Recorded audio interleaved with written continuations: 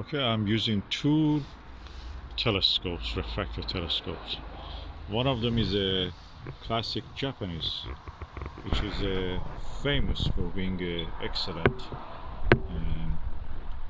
Model T705, I think it is, yeah, HOC F13. And this is a Chinese telescope, Evostar, Skywatcher Evostar, and 90mm. So that is 3 inch, and this one is yeah, 3.5 inch. The difference between them is that I tested with the first with the finder scope. In the finder scope I could see chromatic aberration badly in this one, no matter what I did. In this one, even with the widest possible eyepiece, 26mm image, you could clearly see the two equatorial bands of Jupiter. Then I put this Starguider 12mm ED on this one. I could barely see after a lot of fidgeting and thing. Barely could see two equatorial belts. The contrast was not good. The lens of this, of course, is not blackened the edge of it. Maybe one of the reasons. Another thing is that I removed the eye lens of the objective lens of this and actually cleaned it. It was dirty. So maybe I didn't put the spacers correctly. That's another possible scenario. Or is it just like that? With this one, 12mm Starguider, pure image quality. 12mm Starguider, amazing. Black velvety background sky. The Jupiter belt, you can see two easy equatorial belts. The satellites, Galilean satellites, the moons of Jupiter, turned into disks, tiny disks, and then you can see beside the two equatorial belts, you can see more details gradually on the Jupiter. So this is a Chinese technology, and this is Japanese technology of around 50 years ago. This is 10 years ago, Chinese technology. I must say that China has taken over in optics from Japan in that sense, if it is in these two samples. Japanese maybe are now doing high-end Takahashi expensive stuff because they have a very old population. They have to, pay a heavy price for all this, maintaining and keeping up the elderly. So the products are very expensive. The Chinese are a young nation, a new superpower, economic giant, and they are really going in leaps and bounds. I remember in 1980s, early 1980s, 97 and 9, China were buying, the libraries of them were buying all the American Journal of Science, 19th century, 18th century stuff, up to the 20th century, just loading up their libraries with the books. And now you see after 30 years, 32 years, you see the result of it. China is a superpower. It has taken over. Everything on this telescope you see, including the mount, is made in China. I don't know, look at whatever you have in your hand, maybe it's made in China. This camera is made in China, the one that I'm filming. So optical technology of China has came really far, and Evostar 90 is a good example of it. This is a legendary thing of Japanese 50 years ago. I don't see the merits of it. It's just like a spot-in-a-scope full of chromatic aberration. Maybe I have to change, look carefully better, but that's so far it is like that. Okay, I'm using the Saga, the 8mm. The image quality, not much, it's just you see the same image, slightly less chromatic aberration now that I've used to it, but yet you see chromatic aberration. And you see also light scatter, halo around a bright object like Jupiter. I can see is the color is a bit more neutral than what I could see through the Evostar. But generally, details are not as much, the contrast is not as much.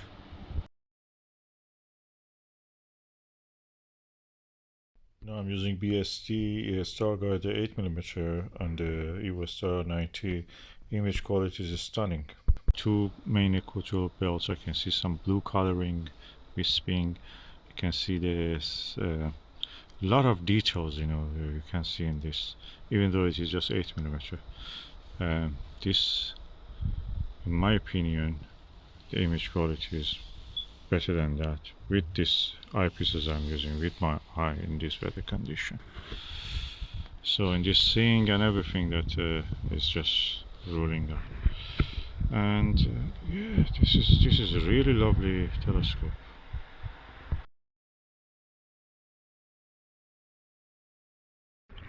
Wow, this is unbelievable.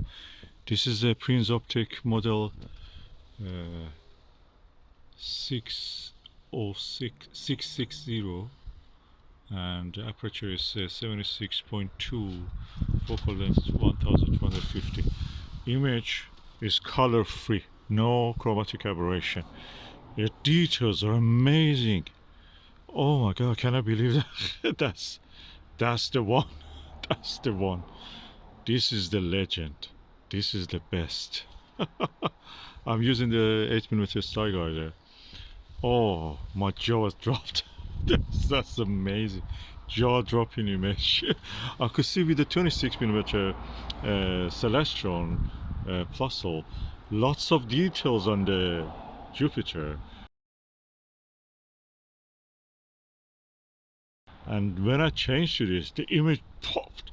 It looked like you're looking with the Nirvana 4mm on the Evostar, but much more clear without chromatic aberration or anything. Just big, the size of a big image.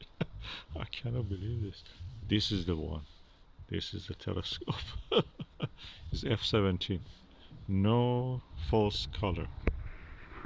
Let me just go for 5mm just to see what we have to happen. SLV, Vixen SLV.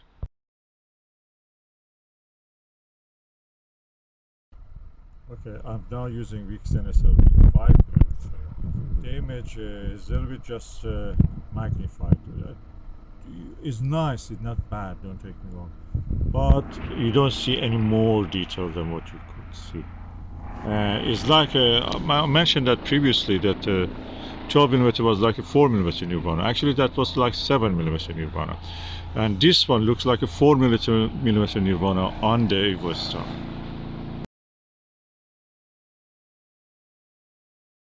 I'm now using Vixen SLV 6mm. There is a 6 written, 6, and the image is the lowest you can see. Actually, is good details on it. I think the 8mm or 7mm probably is optimal. Let me use the Takashi 7.5 LE on this. Okay, Takashi LE 7.5mm. I wonder if I prefer this over the 8mm or 8mm Starguider over this. Let me just immediately change to that.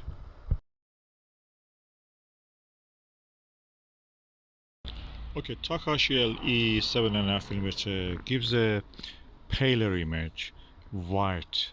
This one gives a little bit yellower. The image is slightly yellow, and the contrast is better, it seems to me. All the images is slightly smaller, but the contrast in this one, I will just change it immediately to the Takashi LE back just to see how it is.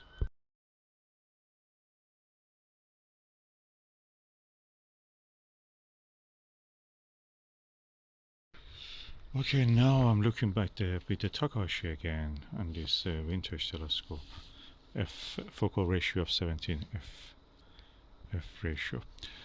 What I can say is that this image is contrast is a tad better than the tiny epsilon, better than the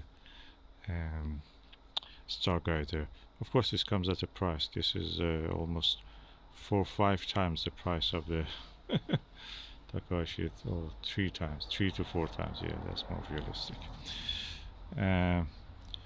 Starguider is good. I prefer that one, but this is a little bit whiter, and image you can say that you can see a little bit more detail. slightly, not much. It's not big difference. I can live with both of them. They're good. Either of them also is good. Now my judgment about this telescope. If you want to have a cheap telescope with achromatic qualities, a classic telescope, vintage telescope, will deliver that for you. 6 centimeter or 7 centimeter or 2-inch, 2.5-inch to 3-inch will be good for you if you want to observe things like stars, double stars, or planets or moon. That's perfect for you. You will have a cheap telescope with the qualities of a achromatic telescope, which may cost you 10-20 times more. So if you see something like this, that is good. The coating probably doesn't exist at all with this, and the dew shield is not very extended. I mean, the coating technology was not that much developed. These coating technologies come since the Soviet bloc collapsed, and all the technology of them from the East Germany and Russia was transferred to the West, and we have now all this coating since the 1980s. Wonderful things that they discovered, and now we use them in our products. So if you want an achromatic quality in a cheap package, this kind of telescopes, vintage telescopes, including this one, are excellent for that. And also the light, they're small, relatively, this is long of course. For observing Jupiter, they're perfect, and Saturn of course. And yeah, 8mm Starguider will take you anywhere you want, and it's really nice for planetary observation and moon. The Takahashi, of course, you have to have, you can afford it, that's good also. Practically, this telescope is has a quality of a achromatic telescope. Is a achromat, is like probably we should call it Fraunhofer telescope, achromat with color-free, aberration-free qualities. Oh, it's ridiculously beautiful image with this Takashi or with the Starguider. This telescope is amazing. It's such a tiny 3-inch and it gives all that.